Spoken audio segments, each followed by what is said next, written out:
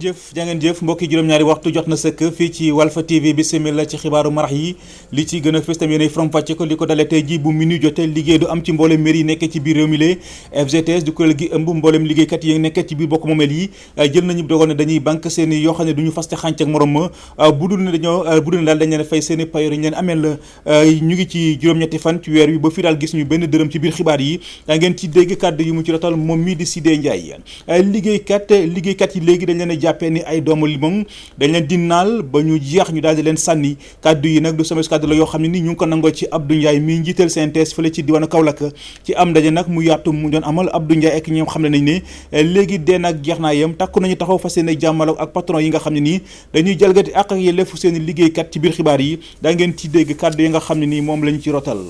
lobbu du duwe ngir ñi fa xamul ab gox la boo xam ne nii ma nga nekkee fële ci diwaanu Podor dara amu fa askan way ña ngay samp laaj sax bëgg a xam ndax ñoom ci Sénégal la ñu bokkoo am détt te mu ne day bu dee suuf am nañu ko ndox kazalika waaye lenn rek mooy li ci ñu dañ cee mënta jotee ci biir xibaar tam daa ngeen ci dégg leeral yu tukkee ci Abou Kane ñaar gën ngaa bari ñetti fan moo dox suñu digg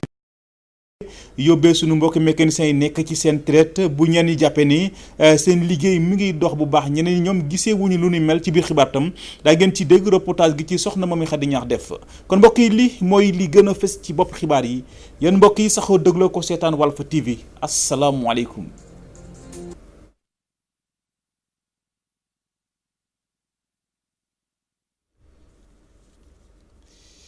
bismillah ci xibaaru timis gi doore ko jàppante yu métti yoo xam ne ni xew na ci suba tey jëlee fële nga xam ne ni moom moo de ca Tambacounda ndongo yi jàngee ci lycée bi ñuy duppee Bouna Sémou Niang ñoom ñoo fa doon laal ak alkaati yi gannaaw ba ñu wàccee ci mbedd bi doon ñaawlu ñàkkum professeur yi nga xam ne ni moom la ñuy jànkonteel kon ci seen biir daara jojulee donte le nemmeekuñ ci ay gaañu waaye li wér te wóor cantine table magasin ñëpp daaj tëj seen i buntu ngir ragal rek wuy xaalis yi jàppante yi nag métti gi mu métti nag foo ko natt rek weesu na fa lu jëm ci xibaar boobu la dañ ci dellu soit ak suñu nattangoo ba ñu toogal ci diwaanu Tambacounda Al Assane Diallo lay wuyoo li ko dalee tey ji ci minuit liggéey du am ci mboolem mairie yi nekk ci biir réew mi la FGTS du kuréel gi ëmb liggéeykat yi nekk ci biir bokk moomee yi ñoo jël dogal bu ni mel gannaaw ba ñu waxee ni ba fii daal jotaguñu seen i payoor lu ni mel nag la ñuy sàkku ci kilifa ñu jël ci ay matuwaay lu ko mooy kat daañu daal soobu ci ab xeex boo xam ne ni dana metti lool la Sidé Ndiaye mooy njiital FGTS ñu teewlu ko ci micro soxna Mame Anta Ndour. tey bu mi ñuy jotee rek bépp agent bu nekk ville de Dakar day arrêté liggéey bi ba ñu fay salaire ba mu yëpp normalisé bokk na ci aussi beneen poñ bu ñu ajouté parce que gis nañ ne imputation budgétaire yi gis nañ ne prise en charge versement cotisation IPRES caisse de sécurité sociale heure supplémentaire ak yeneen charge question yooyu réglé wuñu ko te tant que tooguñu ñu créé comité de suivi négocier waat affaire yi ba ñu teg yëpp ci yoon ñun dara terewuñu suba ñu jóg mais remettre en cause redéploiement bi parce que nag dafa mel ni ay caaxaan nag ak politique dañ ko war a arrêté élection yi jàll na nañuy liggéey nit ñi nañu liggéey bay caaxaan loolu mooy wax ji ñun nag liggéeykat duñu nangu nekk agneau du sacrifice ñoom lu ñu moom ñu ngi koy jël ñun lu ñu moom nañ ñu ko jox bu ñu ko defulee nag ñu delloo buum ci mboy ba bi. loolu day kàddu yoo xam ne nii ñu ngi ko nangoo ci Sidé Ndiaye liggéeykat yi léegi dañ leen di jàppee ne ay doomu limon dañ leen di naal ba ñu jeex ñu daal leen sànni kàddu yi du sama wees kàddu la yoo xam ne nii ñu ngi ko nangoo ci Abdou Ndiaye moom mooy ndeyteefu CNTS ba nekkee fële ci diwaanu Kaolack yaatu mu doon amal Abdou Ndiaye ak ñëm takku nañ taxawu fas yéene jàmmarloog ak kilifa yi nga xam ne ni sàmmantuwuñ ak yelleefu seen i liggéeykat Abdou Ndiaye ñu teewlu ko ci micro Mamadou Makhtar Sarr. am na entreprise yu nga xamante ne bii la ñuy dund métti na man am na ay travail yoo xam ne seet si nañ ma xam naa ko mais nag pour éviter li am Sénélec am feneen am fa moo tax man maa ngi koy gérer bés bu waree génn danaa ko génne bu waree laaj bu jaree ñu saisir gouverneur dañ ko saisir bu jaree ñu saisir préfet dañ ko saisir bu jaree ñu saisir inspecteur du travail dañ ko saisir parce que tamit wax dëgg yàlla lii am ci entreprise yi actuellement njaam weesu ko waaw di liggéey pendant 20 ans pendant 30 ans ñu lay considérer comme journalier pendant 8 ans duñ la verser IPRES amuloo caisse sécurité sociale amuloo couverture médicale te ñu ne kenn du wax loolu mais loolu pour lan ban Sénégal lañ nekk waaw te liggéeykat yi di leen noot di leen di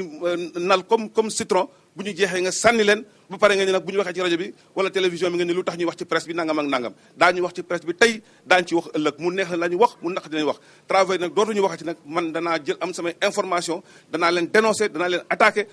fépp fu ma leen war a yóbbu danaa leen fu yóbbu nooteel gi nag métti na njaam gi métti na te dafa war a jóg dafa war a jeex. mu ngoog loolu day kàddu yoo xam ne nii ñu ngi ko nangoo ci Abdou Ndiaye dara nag doxatul ci hôpital régional bu nekkee fële ci diwaanu Ndar ñii di liggéeykat ya mere nañu daal seen njiit njàmbey bopp gannaaw bu mu jëlee kon kenn si ñoom daal di koy def mu doon seen directeur des ressources humaines lu ni mel nag lañ ne duñu ko nangu te lu nekk nag la leen jaral dañuy dem ca Ndar fekk fa Gabriel Barbier. bi ñu demee ci l'hôpital bi ay liggéeykat yu nga xam ni ñoo nekk ci sas yu nga xam ni dañu mer ba fut lan fa fekk. ndaxte fu mu nekk nii directeur bi dafa jalgati règle accord yu mu signé yëpp ak syndicat yi règle yooyu mooy maanaam bu ñu war a recruter benn nit ci benn poste dañ koy jox benn kuréel boo xam ne mooy ressources humaines mooy commission ressources humaines pour ñu wax ci commission boobu tànn ci kenn moom mu tànn kenn koo xam ne amul benn diplôme concernant liggéey boobu ñu ñëw ñu ne loolu du dëgg du yoon teg ci muy recruter personnel boo xam ne kenn xamul fan lay jóge am na fi ay nit yoo xam ne dañ fi liggéey amuñu benn këyit bu leen dugal ci biir hôpital bi te dañuy fayu fii ñun nag nee nañ loolu du ñu toog di koy seetaan muy yàqal ñi nga xam ne am nañ seen këyit di fiy liggéey ëllëg suba bu ñu wàññi personnel bi loolu day dal ci kaw contractuel ñoo lank ñoo bañ loolu duñ ko nangu. liggéeykatu l'hôpital bu Ndar yi nga xam ni dañu nekk ci kuréel bi ñu duppee syndicat santé ñuy wax ni l'hôpital bi sax dafa feebar gannaaw bi nga xamee ni yor bin ko yor dafa teguwul ci ay anam yu leer. fu mu nekk nii suñu salaire yi depuis 2 ans 35 millions la jógee en 2 ans yéeg ba 56 millions chose inacceptable au moment où pendant ñaari weer yooyu bloc opératoire doxul 30% de nos activités wàññeeku nañ chef des soins infirmiers ki nga xam ne mooy kuréel bi nga xam ne mooy tànn personnel bi nga xam ne infirmier bi war a liggéey ci biir hôpital bi day recruter personnel sans approbation directeur ci ay chantage jënd suñu carte syndicat nga dugg fan lañ ko teg liberté emploi ñëpp a ko moom tout citoyen dafa war a mën a dem fenn ut liggéey ñu mën ko jox mais pas sur la base d'un chantage subvention d'investissement yi mooy xaalis bi nga xam ne nguur gi daf ñu koy jox pour tout simplement ñi ci jënd ay matériel pour maladie pour hôpital bi gën a naat maladie mën a faju xaalis boobu dañ koy jël di koy détourner ndax situation bu métti bi di koy fay ay salaire di koy fay ay charges de fonctionnement chaque année ministère wàññi subvention boobu parce que du ñu yóbbu ay documents pour wane lan lañ ci def ci xaalis bi donc loolu dañuy yàqal population Ndar kooku aussi ñoo lànk syndicat autonome de la santé toll na foo xam ne du bàyyi te genre pratique yooyu di continuer fii ci biir hôpital bi. jamono yi ñi nga xam ni ñoom ñoo nekk ci grève ñu daldi nag ni ñoom dañuy teg lépp ci suuf bàyyi màggalu Tuubaa bi daldi romb bu mbir mi nag teguwul ci yoon ñu daldi delloo buum ca boy ba Saint-Louis Gabriel Barbier rajo télévision. jaajëf Gabriel Barbier ñu ngi lay sant di la gërëm jàmme bopp lay wuyoo moom mi nga xam mooy njiital hôpital boobule moom nag yëkkati na ay kàddam daal di xam ne mbir yi à part parloo amu ci lu ci toll ak ñeenti liggéeykat ñoo déposé seen i këyit ni dañoo bëgg poste boobule ba ñu xoolaat ko defuñu dul jël ki nga xam ne nii matal na critères ya nga xam ne nii moom la ñu taxawaloon njàmme bopp ñu teewlu ko ci micro Gabriel Barbier. xam nga depuis 19 septembre ki yoroon ressources humaines dañ ko affecté hôpitalu Pikine amatuñu woon keneen boobaak léegi aussi affecté guñu ma keneen ministère de la santé affecté wu ma keneen léegi nag ma lancé candidature interne pour su fekkee à l'intérieur de l'hôpital am na ñu ko mën a yore ñu déposer seen candidature ñeent déposé woon nañ bi ñeent yi déposé critères yi la ñu waxoon pour ñu jël ko par priorité il faut d'abord kooku am spécialité ressources humaines suñ ko amul spécialité sciences sociales suñ ko amul spécialité sciences humaines bi ñu xoolee dossier yëpp spécialité ressources humaines amul ñu jëlagum deuxième spécialité sciences sociales kooku da lañ jël suñ ko naree nommé moom la ñu nar a nommé. loolu day kàddu yoo xam ne nii ñu ngi ko nangoo ci njàmbe bopp moom mooy njiital hôpital régional bu nekkee fële ci diwaanu Ndar lobbu du duwee la ñuy jëm ngir ñëfa xam ab gox la boo xam ne nii ma nga nekkee fële ci diwaanu Podor dara am fa askano ya ngay samp laaj bëgg a xam ndax ñoom ci Sénégal la ñu bokk waaw am déet te mu ne day bu dee suuf am nañu ko ndox kazalika waaye lenn rek mooy lu ci ñuul te mooy dañ cee mënta la jotee lobbu du duwee bu maam yàlla ji xasee daw kenn dootul ñemee dañuy tonku dootuñu dem dootuñu dikk dañuy dem ci diwaanu Podor fekk fa abukan Lobbu du Duwé moo di gox bu ruqe doon itam dëkk bi nga xamante ne at bi yëpp dafay faral di tëju lu ko gën a tax nag moo di ñàkk ay yoon wante nag fii ci diwaan bi du ndox mbaa suuf la askan wi ñàkk. bi gis ngeen yoon bi nu mu naqaree ñun su nawet ñëwee rek génn nañu Sénégal pour ñu génn fii yenn saa yi ay gaal loo ci la ñu jël nga teg say doom say wóorul daal même si la sax ay sauvetage amuñu ko te affaire bu doy waar daal. aménagement mi tamit ñu yokkal ñu ko ba nga xam ne ku nekk dana am ci loo xam ni dana mun jàpp fii comme ñun dem ñu fenn tukki bu ñu def ñu dara dañuy bay gannaaw yàlla rek bay la ñu yaakaar dañu bëgg ñu jàppale ci loolu. noonu la xale yi nekk fa ay chômeurs am ñu xëy am ñu fu ñu dañuy taxawaalu am ñu aménagement bu doy ndox maa ngi ci am pagay ndox mu neex amul xorom suuf su baax nga nii mais suñu ko livré woon forêt classée moo fi gën a bëri suñu ko livré woon ñu jox ñu ko ñu bay dana baax ci ñun lool. fii ci Lobbudu Duwe nag amul leneen li nga xamante ne am na ci gox googule te lu gën a waral seen i enclavement moo di ñàkkum jumtukaay ak seen i accès à l'énergie électrique. poto yi mooy moom gis nga poto yaa ngi taxaw nii fii yaa ngi nii mais ba tey mënuñu am courant poto yi daal am nañu ñaaraat wala ñaaraat yu teg tuuti ba léegi ñu ngi fi taxaw boobu ba léegi gëj nañ ci te ñun léegi Sénégal la ñu bokk mais Sénégal yëpp nu mu doxee ñun xam ñu sax ñun ndax ñun gis ñu si suñu bopp daal ci Sénégal dispensaire baa ngi ni boo feebaree fii il faut ñu yóbbu la ba Njum te fii ba Njum léegi dafa sore ay 60 kilomètres ngay dox nga doog egg Njum xale yi jigéen ñi même fu ñu motu suñu am bi pour ñu motu am ñu ko ndax am ñu maternité. collège bi tamit ñoo dëbal ba ñu tabaxa suñu bopp ay classe yoo xam ni ay mbaar lañu mbaar ñax ñun ñoo jënd sakkit def ci ba nga xam ne dana tax xale yi mun toog ñu gis tàngoor. loolu tamit xam nga loolu yëpp bu fekkoon dañ ko tabaxoon dina gën a arrangé. yenn coono yi yëpp nag ay disciples omariens ñu ngi ko yëkkati ginnaaw bi ñu doon amal ndaje bu jëm ci wàllu diine ak l'islam fii ci Lobbudu Duwe seen naataango Aboukan pour la télévision Walfadjri. ajëf Aboukan ñu ngi lay sant di la gërëm askan wu dëkkee fële ci Saare Gileel nekk fële ci diwaanu Tambacounda ñoom it kontaan nañu du góor du jigéen du mag du ndaw ñëpp ñoo maase wàcc ci mbedd mi boole kook tak ay sagar yu xonk cur ñuy ñaawlu jafe-jafe ñuy dëkk di jànkonteel seen biir gox boobule Saare Gileel ak la fay yeewoo ci doomi aadama ndox amu fa courant naka noonu teg ci tamit seen dëkk bi kenn lu tisi wu ko sunu xibaar yi weesu dégg ngeen ci correspondance gi ci Alassane Diallo def diwaanu Kaffrine ak dayo gi mu am yëpp ndekete yoo amul dara lu fam li ko dalee seen barabu fajukaay ba fa nekk seen lycée ba ci mbay mi ñuy def lépp wopp yóbbee kilifa yi ngànk département bi yëkkati seen i kàddu ñuy sàkku ci nguur gi rawatina njiitu réew mi Macky Sall mu gestu leen ndax yitte woon nañu ko lool lu jëm kon ci élément boobule daañu ci dellusiwaat kon léegi askan wa dëkkee ca Noto Ndiosmone Palmarin ak yeneen i gox yi nekkee ci diwaan boobule ñoom dañ ngay fësal seen njàqare jëmale ko ci seen ndox mi ñu ne dañu koy jox ab société privée lu ni mel lañ ne baaxul ci ñoom ndax benn njëkk yi mën na faa jaaree yokku teg ci tamit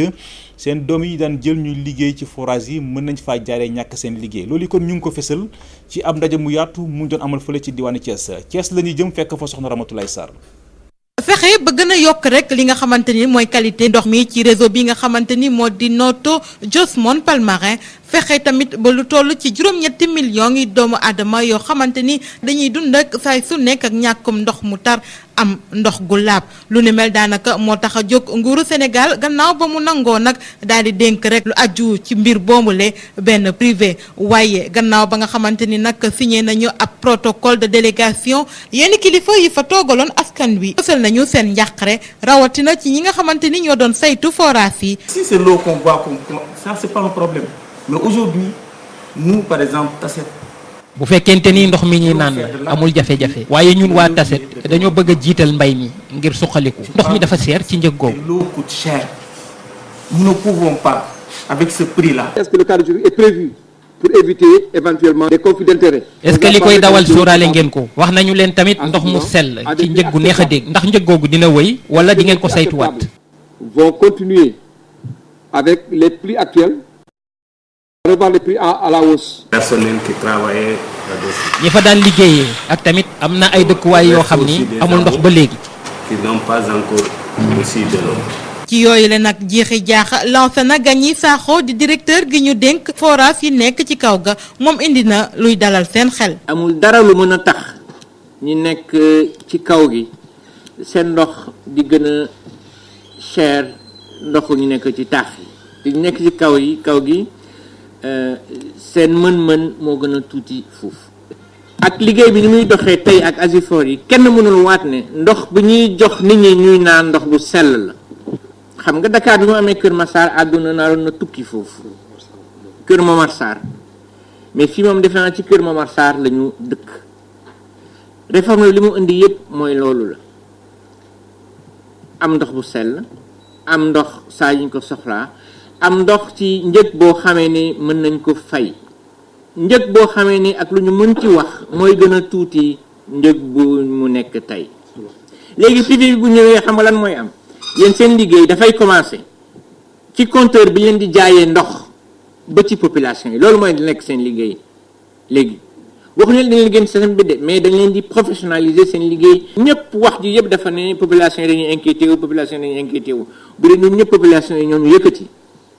defe naa seen xel mën na daal. gannaaw ba nga xamante ni nag ku ci nekk fësal nga sa njàqare ñii indi seeni tontu ci lu ni mel kilifa yi nga xamante ni nag ñoo doon jiite boobule daje xamle nañu ni dinañu fexe ba daal di saytu lu ni mel ba kenn du ci am gaañu gaañu. Ramatoulaye Sarr Thiès rajo télévision Walfadjri. jaajëf soxna Ramatoulaye Sarr ñu ngi lay sant di la gërëm wax naa ko sànq diwaanu Kaffrine ak dayo gi mu am yëpp ndekete yu amul dara lu fa am li ko dalee seen barabu fajukaay ba fa nekk seen lycée ba ci mbay mi ñuy def daanaka lépp wopp yóbbee kilifa yi ngànk département bi yëkkati seen i kàddu ñuy sàkku ci nguur gi rawatina njiit réew mi Macky Sall mu gestu leen ndax yitte woon nañu ko lool la Adama Diouf mooy njiital conseil départemental bu Kaffrine ñu teewlu ko ci micro Mamadou Makhtar Sarr. liñ ci jàpp mooy war nañu régler yoo xam ne moom mënta xaar ndax hôpital bi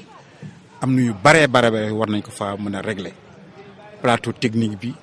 personnel bi médicaments yi ak jàppale gi ñun noté nañ loolu. boo demee ci njàngale mi lycée Babacar Kobar Ndaw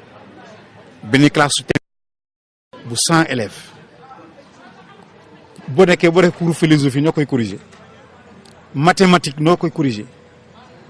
classe yi dañoo doyuñu dañoo manqué personnel bi doyut ñun amuñ prof philosophie ak yu bare yoo xam ne gis nañ ko loolu dañ ko war a régler tey joni boo demee secteur mine agriculture tubaar fakkal la nit ñi góorgóorlu nañ mais xam nga ne ren taw bi dafa xaw a manqué fi ñu ko war a soxlaa dafa ñëw ba foofu taw bi xaw a manqué moo tax am nañ ay problème ci gerte gi am nañ ay problème ci aliment de bétail bi loolu tam dégg ngeen ko population wax nañ ko parcours du bétail soxla la ndax boo ko seetloo bi ñu defee communalisation intégrale ku ne da nga jàpp sa suuf téye ca doo ci jox meetar te dañu war a xàll nag caawa gi jur gi am fu mu mën a jaar mën a dem lekk ñëwaat nga mën leen jàppale. lu nuyoo tàggoo wolof ya ko wax ñeenteelu foire bi ñu jagle wàllu artisanat jeex na fu la ci diwaanu Ndar waaye ñi organisateurs yi kontaan nañu ci bànqaas bi fi nguur gi taxawal ngir muy saytu ak di aar lépp daal lu jëm ci wàllu ko métier artisanat ñeenti at ñuy organiser lu ni mel mësuñu faa teg seen i tànk Gora Gaye mu wax ci seen kàddu ñu teewlu ko ci micro Gabriel Barbier. luñ ciy xaw a naqarlu rek mooy ñi nga xam ne ñoom lañ dénk artisanat ci Sénégal. am ci ñu nga xamante ni nii chaque fois bu ñu leen woowee rek du ñu ñëw te boo xoolee boo demee faar ba daanaka structure yi nga xamante ni yëpp ñoom ñooy encadrer entreprise yi dañuy ñëw depuis 2011 ba léegi dañuy ñëw donc loolu vraiment lu ñuy naxarlu la parce que yàgg nañ ko répété lu ci demee ni que APDA par exemple ñu ngi ci ñeenteelu édition te chaque fois dina bokk ci structure yi nga xamante ni moom la ñuy njëkk a invité. pour mu ñëw ci foire bi parce que dañuy jàpp ni moom la état teg ni moom mooy def assurer promotion de l'artisanat au niveau national ak développement artisanat donc bu yeneen structure yëpp ñëwee ay APIX ñëw ay ADPMA ñëw ay ONFP ñëw ay ANAMO ñëw direction de l'artisanat ñëw ñëpp ñëw donc je pense que structure bu demee noonu ñu xam ne moom la état dénk promotion de l'artisanat waroon na fi teew. ñaar gën ngaa bëri ñetti fan moo dox suñu diggante ak Magal Touba gile yóbbee suñu mbokkite mécanicien yi nekk ci seen traite bu ñenn ñi jàppee ne seen liggéey mi ngi dox bu baax ñeneen ñi ñoom gisuñu lu ni mel waaye profité nañ ci nag daal di fësal jafe-jafe yi nga xam moom la ñuy jànkoonteel ci seen wàllu liggéey. Pape Modou Faye reportage. Maguette Ndiaye di ab mécanicien ñu fekk ko ca garage ba ñuy defaree wutu nekkee ci Wakaam nee na jamono ji gis na ay koppar bu baax ndax kat clients yi ñu ci bari ñu ngi ñëw defar seen i wutu laata ñuy dem màggali ci Touba. waaw suñu tolluwaay liggéey moom ñu ngi si góorgóorlu rek di pare màggal gi parce que màggal gi moom lu si waay def rek seen Touba daal la koy fay moo tax moom fi mu nekk nii lépp luñ si mën def pour góorgóorlu lañ koy def. ñu ngi sant. waaw gars yi ngi ñëw pour pare màggal xam nga moom booy préparé màggal il faut nga jéem a mu jumtuwaat oto bi xool ko bu baax soo ko mën a dem moo ngi leen si am di panne. waaye natangoom bi di Mamadou Paye gisewul noonu nee nag ba léegi gisagul koppar waaye am na yaakaar fii ak waxtu yu ñu dagmal. màggal gi nag yëngoogul mais nag xam naa nit ñi ñoo soqeekoogul dëkk bi moom fi mu toll nii vraiment neexul dafa naqari parce que gars yi oto yaa ngi gaare bëgg nañ ko dépanner pour màggali mais yàlla defagul sutura ñu am xaalis te xam nga oto bu gaaree daa méttee dépanner yaa nag mën a tijji xéewal gi parce que màggal gi moom des na ñetti fan. ginnaaw bu mu ñëwee woon rek dañ xool tolluwaayu wotoom chauffeur taxi bi nee na nag bëgg na dem Touba tey moo tënd ko bépp gàllankoor ci tali bi moo tax muy xoolaat otoom. defar oto yi ba mu baax rek pour boo awee si yoon bi doo am benn problème affaire keex yooyu quoi affaire mécanique wala affaire électrique affaire dem noonu réparé daal ba mu baax daal. dama ñëw pour defar quoi waaw changer affaire yi xam nga rek defar organes yi amortisseurs yi kërëb affaire yi demee noonu moteur bi.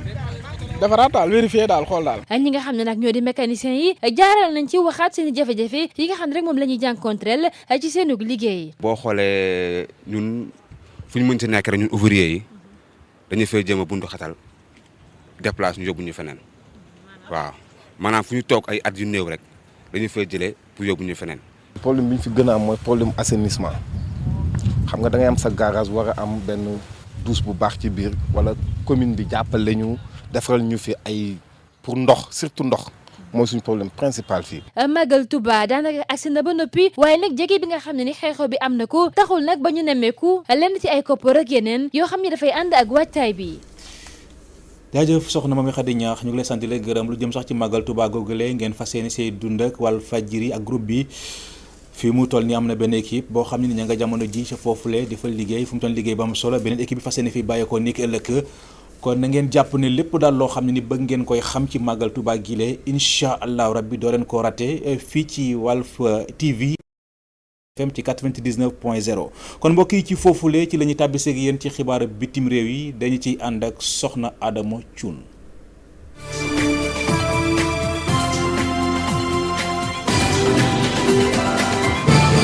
waaye manifester yi ñi nga génn sa États-Unis pour manifester ñaawteefu policiers yi li ñuy teg ci deru nit yu ñuul yi fépp ca États-Unis ña ngay manifester di ñaawlu alkaati bu ñu libéré ginnaaw ba mu reyee Eric Garner ca New York pour fàttaliku Eric Garner mi ngi dee ci weeru juillet buy ñu weesu.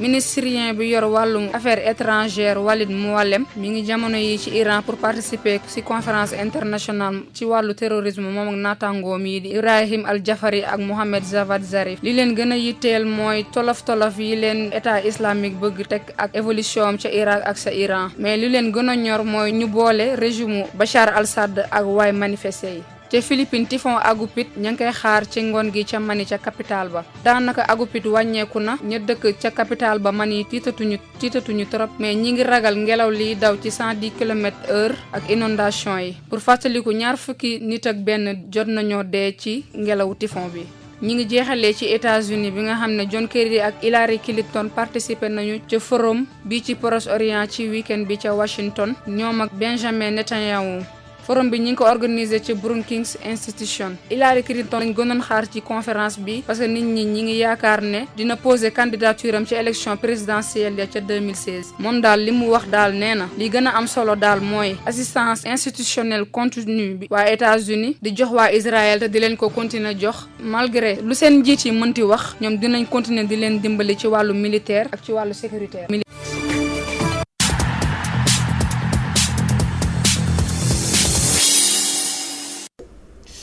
jaajëf soxna Adama Thioune ñu ngi koy sant ko gërëm ñu fàttali leen soxna Adama ab stagiaire la nekk fii ci kër gi ñu ngi ko fi dalal kon mbokk yi ci foofule ci la ñuy tàbbisee ak yéen ci xibaaru tàggat yaram yi Cheikh Ahmed Tidiane Gomis lañ si àndal sëñ Cheikh asalaamaaleykum. maaleykum salaam Seydina Omar Abba. xibaar tàggat yaram yi fan lañ koy tàmbalee. xanaa tey jii dañ koy dugguleet nag tey jii ci basket lañ koy tàmbali tey jii waaw. voilà kon nag tey jii ki nga xam ne jawriñ ji yore wàllu tàggat yaram di Matar Ba moo doon dalal kii di nekkoon fii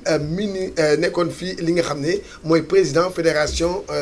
sénégalaise bu basket waxtaan bi nag yàgg na bi ñu génne nag kii nga xam ne mooy Baba Tandian tàllal nañ ko sunu micro ñu déglu ko Baba Tandian daal nee na fu mu nekk nii li ko metti ak li muy ñaawlu te wax na ko ministre bi moom mooy li nga xam ne roi et reine dañ ko tur bi dañ ko changé def ko MVP nee na MVP loolu kii wu américain la te kiiwul ak sunu aada ak sunu cosaan ñu déglu kii di Baba Tandian. li ma doon wax démb moom laay waxaat tey moom mooy ma ne ministre bi jàkkaarloo moom ne ko jàkk xool ko ci biir bëtam ne ko aujourd'hui basket bi est complètement dénormalisé basket bi dara baaxatu fi dara doxatu fi. xam nga roi ren Père Emmanuel moo ko fi defoon Père Emmanuel dafa nekk l'abbé bu nga xamee ne musul basket xamul luy basket mais yore benn école bu mag ba pare mu bugg Sénégal mu bugg basketteurs yi mu bugg clubam mu créé fii lu ñuy wax le roi et la reine te loolu je crois que si ma mémoire est bonne am na presque 37 ans 37 ans amul benn fédération bu fi ñëw bu jéem ko fi dindi. alors donc yow bu ñu la waxee ñëw leen pour ngeen normaliser moom mooy ñi fi daan xuloo ñu ànd ñi fi daan ŋaayoo ñu ànd te je ne crois pas aujourd'hui ñu daan xuloo ànd nañu wala ñu daan ŋaayoo ànd nañu parce que gisaguma ko mais bu fekkee da ngay gis loo xam ne mu ngi fi woon depuis Mathusalem depuis Njalbeen ba pare nga jël di ko dindi tout simplement pour di nëbb sa carence dama ne basket bi non seulement dañ ko dénormaliser mais li gën a bon aussi mooy basket bi fi mu ne ñu ngi koy ridiculiser. basket bi kon fi mu toll nii ñu ngi koy ridiculiser loolu ay kàddu yoo xam ne ni ñu ngi ko nangoo ci Baba Tandia ñu wax ci wàllu ko football Ligue 2. waaw Ligue 2 tey jii lañ doon maanaam di wéyal li nga xam ne mooy première journée bi gannaaw bi ñu joué ay match ci week-end bi tey jii nag benn match moo amoon ca stade Iba Mar Diop Union Sportive bu Gorée moo mujjee daan Renaissance bu Ndakaaru benn bal ci dara suba nag la ñuy jeexal li nga xam ne moom mooy Ligue 2 bi ak ñaari match ci stade Amadou Barry bu ñeenti waxtu jotee Duc mooy dalal Dakar Sacré-Cœur bu juróom-benni waxtu jotee ki nga xam ne mooy Asfa mooy dalal kii di Yego bu Sicap. fuy ci lan la ñuy jeexale waaw xanaa nawetaan zone 8 bu Paal foofu nga xam ne cité religieuse la. ASC Renaissance mu mujjee daan ASC Jokko ñeenti tir au but à 2 temps réglementaire ndam demul ndam dékkul ba tax na fu mu nekk nii ndaw yi nekk ca dëkk ba ca Paal ñu ngi maanaam laaj ñu defal leen stade final ba nag ki ko teewe woon ak déglu jeunes yi muy Gabriel Barbier. jeune yi mais tey gis nañ ni vraiment équipe bi dafa manqué tenue ci kanam ndax boo xoolee li ñu am ci occasion kenn mënu ko compter bari na trop mais il manqué lu ndaw rek mu doon bii bi donc daañu dem liggéeyaat si incha allah pour vraiment beneen yoon ñu mën a dugal. RS Yoff comme ni ma ko waxee léegi rek équipe bu taxaw la mais xanaa li ma ci déploré mooy surtout en deuxième mi-temps joué wuñu daal dama gis ni dañ doon rey temps bi xaw a bëri. te loolu xëy na moo xawoon kii wal match bi ndax bu ñu demee ba nekk si benn tempo rek soit góol bi daanu wala kii waa ñu kase donc c'est de bonne guerre aussi journée bi di ñëw ay Saloum nañu am comme ni ma ko waxee rek daañu dem foofu defaru waajal ko parce que foofu nekkul suñu terrain inconnu daañu fa dem liggéeyaat te fexe daal lu mu néew ñu jëlee fa au moins un point.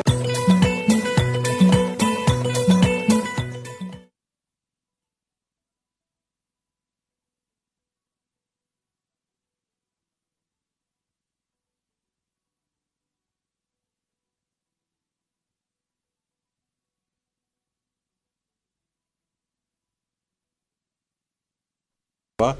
incha allah bu 20h jotee soxna nee na Jupiter Ndiaye dana fi teew fas yéene from fàcce xibaar yi ci nu mu gën a yaatoo ci kàllaamay nasaraan mucc gu sax ci ànd ak xéewal yàlla na ko yàlla tuur ci askan ak sunu gaal jërë ngeen jëf.